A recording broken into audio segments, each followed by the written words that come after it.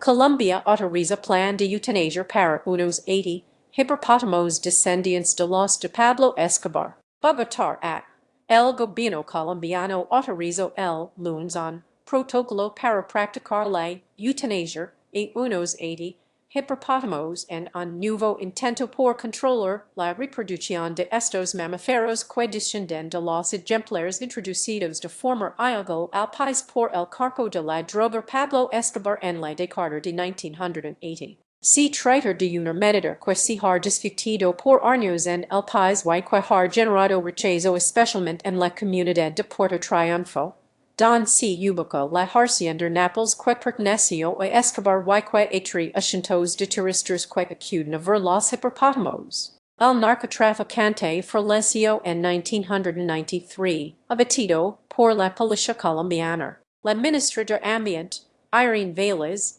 firmó un documento oficial que contiene lineamientos para la coordinación institucional en el manejo y control de los hipopótamos. En rueda de prensa explicó que las medidas serían implementadas en el segundo semestre del año, cuando ya estará en funciones un nuevo presidente que asumirá el 7 de agosto. El ministerio indicó en el documento que la causa será una medida de última instancia que solo procederá cuando las alternativas no letales no resulten viables. La senadora animalista Andrea Padilla rechazó en la red social X la decisión gubernamental al considerar que se trata de una matanza de criaturas saludables que son víctimas de la negligencia estatal. Instó a que se contemplen otros métodos que no impliquen el sacrificio. Los tipos de eutanasia. El plan contemplar la eutanasia química, con una inyección y la física,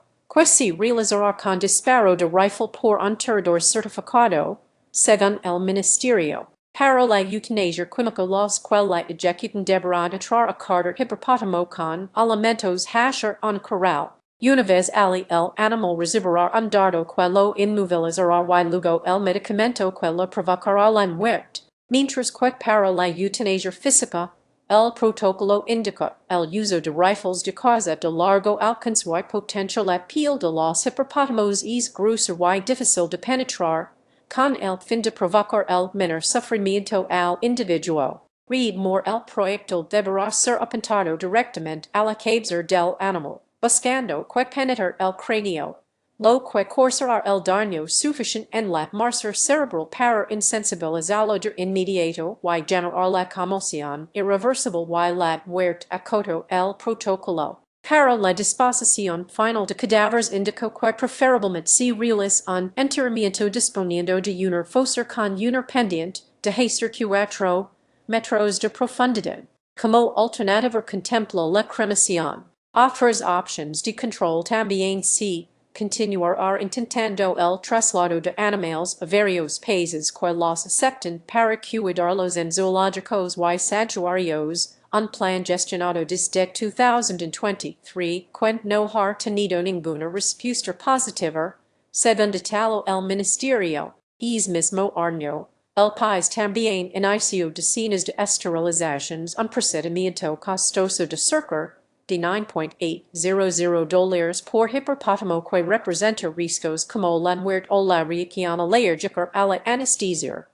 Mientras, contemplar el traslado y la eutanasia, a la que le hace falta el protocolo. Vélez advirtió que, de no tomar medidas, en 2020 Colombia tendría una población de 500 hipopótamos, afectando los ecosistemas y especies nativas como el manatí y la tortuga de río. El país sudamericano declaró esos mamíferos herbívoros una especie exótica invasora. Los hipopótamos, territoriales y de hasta 3 toneladas, no tienen un depredador natural en Colombia y están cada vez más dispersos por el caudaloso río Magdalena en estado salvaje. Las autoridades temen que se extiendan hacia otras zonas del país. Algunas veces han salido del agua y caminado por las calles del pueblo de Puerto Triunfo o por las carreteras, como ocurrió a finales de marzo, según videos divulgados por la comunidad en redes sociales. El ministerio asignará hasta 17